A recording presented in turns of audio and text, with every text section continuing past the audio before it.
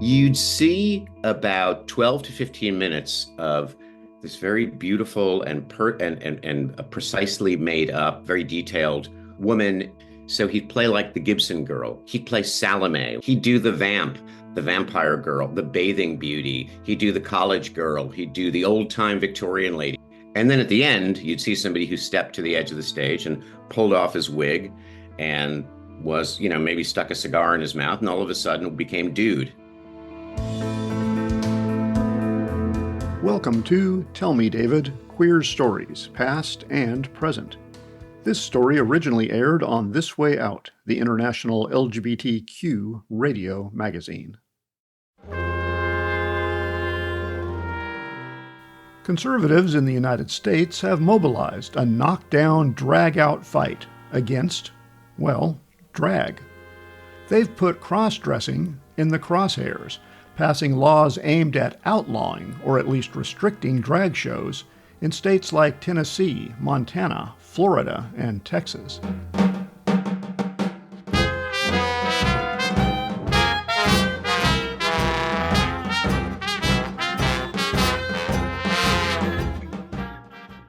But drag hasn't always been a lightning rod for controversy. I'm David Hunt. In the early years of the 20th century, one of the most popular and highest paid entertainers in the United States was a female impersonator, as drag performers were known back then.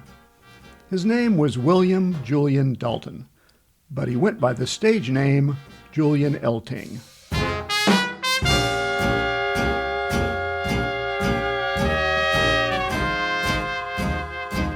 The foremost expert on Elting is scholar and historian Andrew L. Erdman.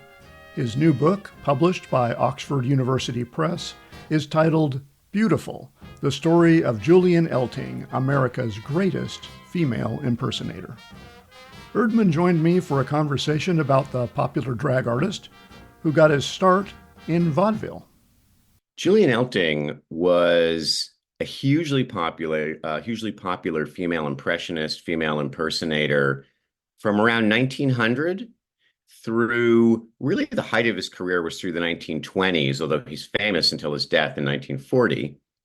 And he really was the main exemplar and celebrity of an age when men were doing a lot of drag of all kinds, some being a little more cartoonish, camp, comedic, some being very precise. That was what Julian Elting did. Very erotic, very feminine, all very accepted as an art form for mainstream audiences. And he was just a mainstream, conventional, like kind of ordinary kind of guy. That's how he was positioned. And that's part of what made him so popular. If I could go back in time and see Julian Elting on the bill at the Orpheum Theater, what would I see? What would his performance be like? You'd see about 12 to 15 minutes of this very beautiful and precisely made up, very detailed woman, different personizations or different characterizations, I should say, of women. So he'd play like the Gibson girl, which was an ideal type created by Charles Dana Gibson, who's the illustrator. He'd play Salome, which in 1908, 1909 was this really popular biblical character. He'd do the vamp, the vampire girl, the bathing beauty. He'd do the college girl. He'd do the old time Victorian lady, the Lillian Russell. All of these. So he's also a quick change artist, right? Which audiences love. And you'd see one after the other. You'd also see a guy or a woman who really knew how to sing and dance and had great rapport with the audience, and just down to his finest details, knew how to hold and carry himself in all of these personifications. And then at the end, you'd see somebody who stepped to the edge of the stage and pulled off his wig and was, maybe stuck a cigar in his mouth, and all of a sudden became dude, and he would say thank you, and the audience would go crazy, and you'd get all of that rush of excitement. I mean, it was you can tell it was a real thrill. That was really his magic. Did families come to the shows? Would there be children in the audience? Vaudeville was just a variety show. All sorts of different acts strung together for an hour or two, usually a pretty reasonable price. There were different flavors of vaudeville, but Julian Elting was really popular in what's called big time vaudeville. That was these were arranged in circuits, much like movie chains are in circuits. The Keith Albee circuit was really the biggest of them, but there were others, the Orpheum circuit, the Pantages circuit, and they were absolutely oriented towards a family audience. There were afternoon shows. They really wanted to get women and children in. They would place vaudeville theaters near like shopping districts. Uh, it seems that they struggled to get as many women and children in to see shows as they wanted, but still the appeal was entire, and it was supposed to be very free from suggestion and free from sexuality. The truth was often otherwise, but that's how it kind of presented itself, sort of a very sanitized, in an earlier age, perhaps Disney-fied sort of entertainment. So absolutely, it was meant for all members of the family.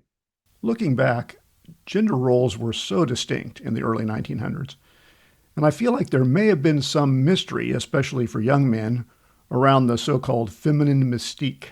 Was that something that Elting was able to play on? That's a really good point, and I hadn't thought about it that way. But I think for sure you have this notion of the dual spheres.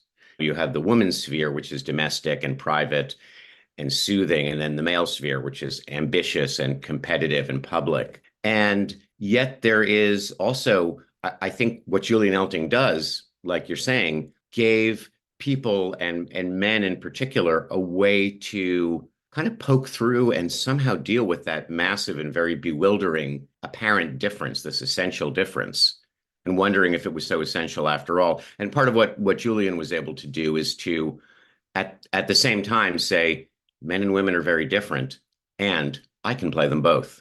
I can play them both perfectly. I'm not a transgressor here. So it's kind of mind-bending.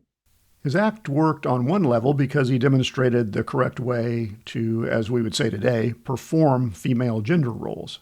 Well, yeah, almost nothing says gender more, the performativity of gender more than Julian Elting, who at the very same time reinforced the idea of the essentialness of gender, kind of the illusion of it. It's interesting. What I think he begins to make clear unintentionally is just how performed gender is. Because if the most beautiful woman on the stage is a man, what does that say about gender? Yeah, it says kind of that, and this is pretty apparent, that being a woman is a job. It's a task one must continually attend to kind of rise up to full womanliness. He does it. He does it twice a day. And he even sells products for women to help them do it. And there's this idea that women are constantly failing to be women as perfectly as he succeeds at being a woman. It's pretty funny in a way. How did he present himself when he was not performing, when he was off stage? Certainly when in public or around journalists, as a very kind of hetero-coded straight man who was, when he wasn't in heels, he didn't like being in heels. He liked wearing business suits and riding horses and boxing. There's endless pictures of him boxing and talking about boxing. He liked to, and some of this is true. I think he did really like to spend time kind of on the land, kind of working the land. He owned various estates. He was a hard drinker. He liked fishing. He liked carousing, gambling. He claimed to know a lot about business. I think he did and he didn't. But he was just a sort of just an ordinary young man. And the press and the media wanted to see him that way rather than as this kind of gender rebel. So they were happy to promote that. Some have said that he did male drag as well as he did female drag.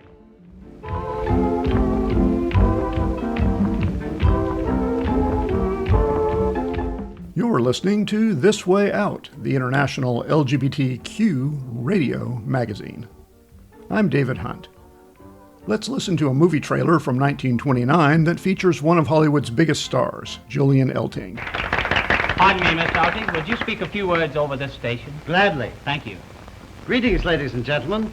Well, here I am back in Hollywood making my first talking picture. I have had several ladies on the set and ladies around the different studios ask me this year as to who is making my costumes. I suppose that today Hollywood leads the world in the making of gown creations. You see, we have so many marvelous movie stars who need so many clothes and costumes that has brought all the finest designers from all parts of the world to Hollywood. Now, back to my conversation with scholar and historian Andy Erdman, author of Beautiful, the Story of Julian Eltinge, America's Greatest Female Impersonator. He was a very clever and effective entrepreneur and marketer, and he marketed himself as this real professional who took great pride in his work like any other professional man. And he spent hours in the dressing room making up, and he came up with all these special emulsions and solutions and preparations to make his skin look ivory white, because, of course, whiteness is equated with beauty. And so he does a great job of quite effectively showing how seriously he takes it. And at the same time, I think there just wasn't quite the stigma around men putting on dresses and dressing up as women. It just wasn't necessarily thought to be quite the horror show that some would later come to think of it as, both in the 1930s and 40s, and then, as we're seeing in our day. He was always very popular with women. I think part of the mischaracterization of Julian Elting is that somehow he was more popular with women than with men, which I don't think was true. I think men, for all different reasons, loved also the kind of freedom and sexuality and performativity and illusionism that he brought to the whole affair. Because you always have these men in the audiences saying like, well, if you were a lady, I should steal a kiss forthwith, and like there's some free, that's what the theater lets us do. It lets us have some freedom from the confines that we live in. I asked Erdman to tell me more about Elting's career in Hollywood, where he got his first starring role in a silent movie, The Countess Charming, in 1917. Yeah, so after vaudeville, Julian Elting goes on to be in these bespoke musical comedies that are written for him, where he plays a young guy who, very much a sort of Julian Elting character, who likes just smoking and gambling and looking at the ladies. And then all of a sudden, he must dress up as a countess or a widow or something, which he does beautifully and perfectly. And then there's all these erotic shenanigans. And then he ends up getting the girl and finding the diamonds or whatever. And those are very successful. I think he gets tired of it and becomes formulaic, and he wants to go make movies. And his movies are actually successful at first. He makes 3 movies that are very successful. They're sort of like 50, 60-minute comedies. I think that they fit in well enough to what Hollywood is making at the time in sort of mainstream silent movie fare. And then he has a movie that has to be pulled with the end of World War I. It's a World War I themed movie, and it has to be pulled because audiences don't want to see war-themed stuff anymore. And, much like today, the vagaries of the market can kind of very quickly, this is what he discovered, can destroy a movie actor's career. And now he's getting older too. And movies are able to do more in terms of their illusionism. So he kind of goes from being a very singular kind of performer at the top of a trade to just kind of another comic silent film actor. And it's not really what he's built for. He's able, in a way, he's more successful than other vaudevillians who make the transition. But his run is a decent one, but it ends kind of abruptly. In the 1920s and 30s, society's views of gender and sexuality began to change. How did that impact Elting's career? In the 20s, you start to have the decline of vaudeville popularity and the rise of nightclub and speakeasy culture, lounge culture. Julian Elting also starts to become more interested in creating this artists' colony and this kind of spa retreat center down in San Diego County. So he's playing smaller venues, kind of trying to raise money to keep himself afloat. There's not the same money in vaudeville. He's not making movies. He goes into debt. He goes on tour. He makes more money. Towards the end of the 20s, the 20s is an era of relative liberality, but of course, forces of reaction, kind of like in the 1970s, are starting to kind of stir up. They don't like all this freedom. And then in the late 20s, particularly around the trials of Mae West, and she wrote these plays that were very provocative and showed the sexual underworld and the gay underworld and a lot of cross-dressing. And so it starts to fall into disfavor. And then, of course, in the 30s, with everything that's happening with the economy and politics, there's a real fear cast over America. And, what happens in times of fear, the seeming cultural transgressors are targeted rather than the actual problems. This is my view. And so, yeah, Elting is always held in higher regard because he's always more of a gender conformer in his weird way. And he doesn't want to raise a stink. He's a little bit libertarian in his views. So he's one of the last ones that's kind of called on the carpet. And he eventually has this kind of day in court. But the whole the whole cultural attitude of liberality and acceptance collapses and turns into a kind of reactionary fist. Finally, why personally did you decide to focus on Julian Elting? I came across Julian when I was writing my last book about another kind of great forgotten artist, Eva Tangway, who was another kind of, in her own way, gender rebel and big star in vaudeville. They knew each other. They had this kind of sham engagement together that played out in the press. And I came across Julian, and I thought, both from a psychological, sociological, and historical standpoint, here's a fascinating person. And it really hits that time period, both from intellectual history and just kind of pop culture history that I love. I'm always drawn back to sort of, I don't know, New York and kind of the entertainment world of like 1890 to 1930. It's just fascinating to me. And I kind of dove in, and there's been so much speculation about Julian, but there was never a thorough book about him. And boy, there was a lot of good, if I had to dig a lot, but there's a lot of good stuff out there. And I like to tell stories. And so this seemed like a good one to tell, particularly given the time frame that we're in. So I'd like to thank my guest, scholar and historian Andy Erdman, author of Beautiful, the story of Julian Elting, America's greatest female impersonator.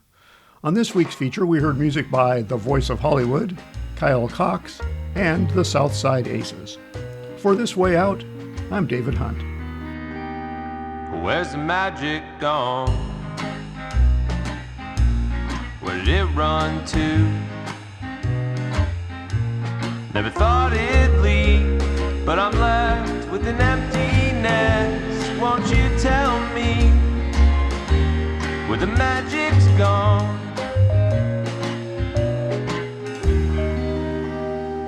Back when I was young, it was all around.